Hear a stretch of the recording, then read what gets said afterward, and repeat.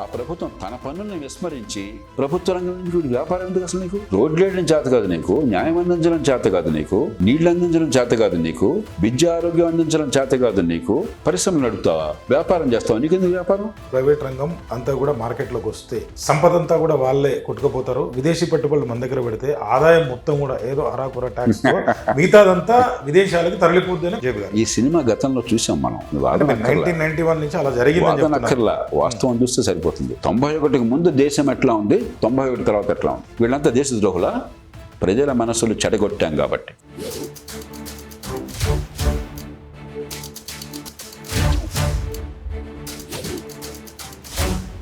అంటే మనకి, అంటే ప్రజలకి, అంటే కామన్ మ్యాన్కి ఆర్థిక స్వేచ్ఛ, ఆర్థిక స్వాతంత్రము ఉన్నదా?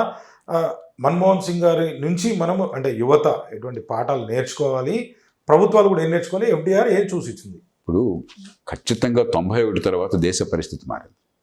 100 కోట్ల టెలిఫోన్లు ఉన్నా, అందరికీ విద్యుత్ అందుతున్నాయి ఈవేళ. మరి మార్కెట్లో ఏ వస్తువుకు కొరత లేకుండా ఉన్నా, మొట్టమొదటిసారిగా ప్రపంచంలో మిగతా వాళ్ళకంటే తక్కువ కాదని ఆత్మగౌరవంతో బతికే అవకాశం ఉన్నా కూడా ఆర్థిక సంస్కరణ వల్ల సాధ్యమవుతుంది.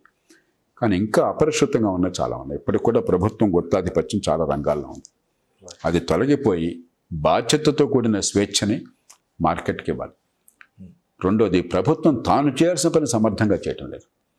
విద్య, ఆరోగ్యం, మురుగునీటి పారుదల, మరి మంచినీళ్ళు, తర్వాత మీకు వరద నీటి పారుదల, ఈ ట్రాఫిక్ నియంత్రణ లాంటివి, చట్టబద్ధ పాలన, ఇవి సమర్థంగా చేయకుంటే ఆర్థిక వ్యవస్థ ఒక స్థాయి దాటిన తర్వాత పెరగదు. ముఖ్యంగా విద్య, ఆరోగ్యం అందకపోయినట్టయితే సామాన్యుడికి అవకాశం పెరగదు. ఇవాళ దేశంలో మీరు రాజకీయంగా చూస్తే అన్ని తాయిలాలు పంచుతాం అనేది ఆర్తి పెరుగుతున్నది ఎలక్షన్లోకి రావడం కోసం చెప్పని. అది మార్గం కానే కాదు.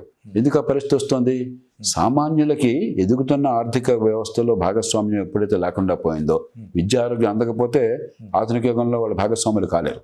అది కాలేదు కాబట్టి వాళ్ళని ప్రసన్నం చేసుకోవడం కోసం తాత్కాలిక తాయిలాలు. ఆర్థిక వ్యవస్థ కుదేలైపోతుంది, బేదలుగా మిగిలిపోతారు, తాత్కాలికంగా మలం పోస్తున్నాం.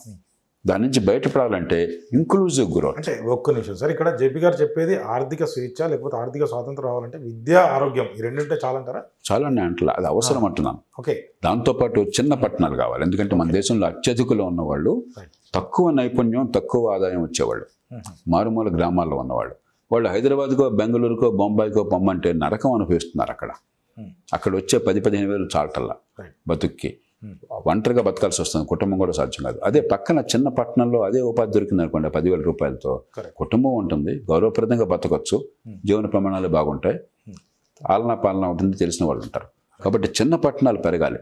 మనం బతుకు తెరువు కోసం మహానగరాలకి చిన్న చిన్న ఉద్యోగాలు కూడా వెళ్ళాలని చెప్పి అనేది మంచి పద్ధతి కాదు. ఆ బతుకు నరకం చేస్తున్నాం.